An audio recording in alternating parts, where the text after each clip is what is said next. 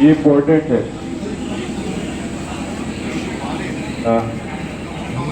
11 विस्थापित कुटुंबों की उनकी, ये इम्पोर्टेंट पॉइंट है।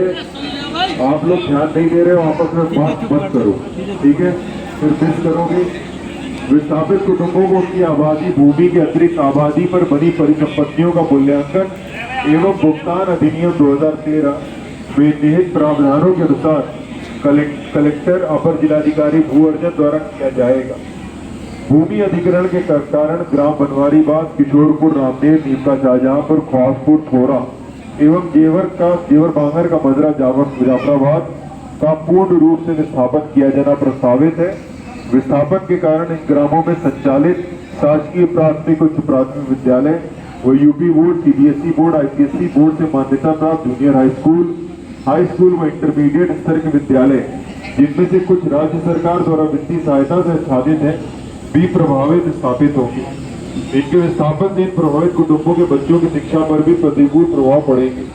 इसलिए उचित होगा कि विस्थापन क्षेत्र में ऐसे शिक्षक संस्थानों को संचालित रखने के उद्देश्य से संस्था की बिल्डिंग को उचित मूल्यांकन दे होगा, किंतु ऐसे शिक्षण संस्थान को उस भूमि का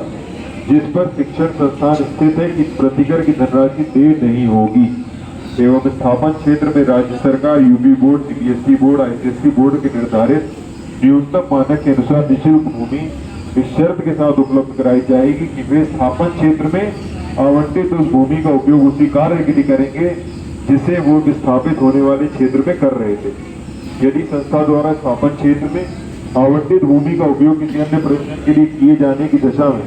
शिक्षण संस्थान का आवंटन नियमानुसार निरस्त कर दिया जाएगा। विस्थापित होने वाले ग्राम में कतिपय प्रभावित परिवार ऐसे भी हैं जिनके पूर्वजों उनके स्वयं के द्वारा अपने आवासीय प्रयोजन के लिए किसी अन्य किसान परिवार से श्रेणी 1 की भूमि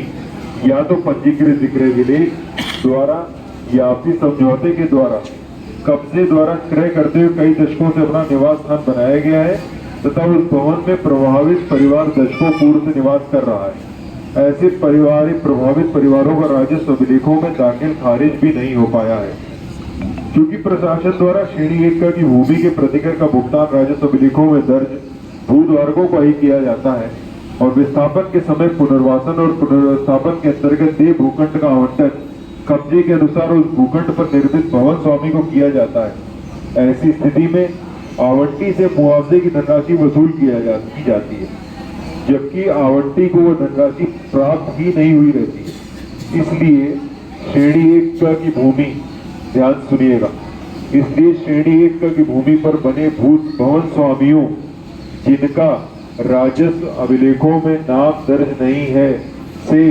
आवंटन के सापेक्ष की प्रतिकर की धनराशि की कटौती न की जाकर उन्हें निःशुल्क भूखंड का आवंटन किया जाएगा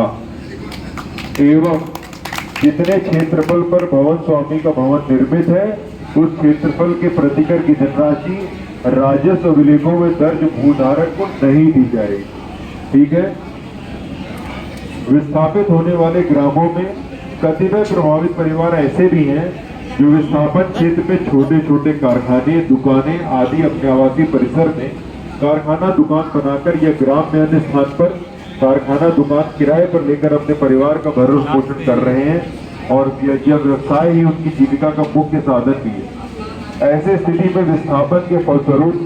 न केवल उनका व्यवसाय समाप्त हो जाएगा बल्कि उनकी जीविकोपार्जन पर भी प्रतिकूल प्रभाव पड़ेगा और उन्हें अपने परिवार का भरण पोषण करने में कठिनाइयां उत्पन्न होगी। इसलिए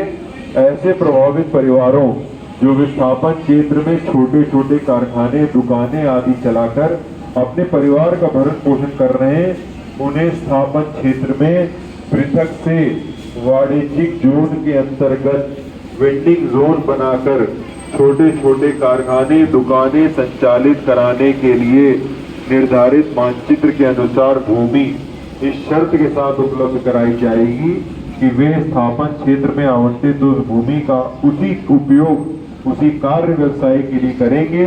जिसे वे विस्थापित होने वाले क्षेत्र में कर रहे थे।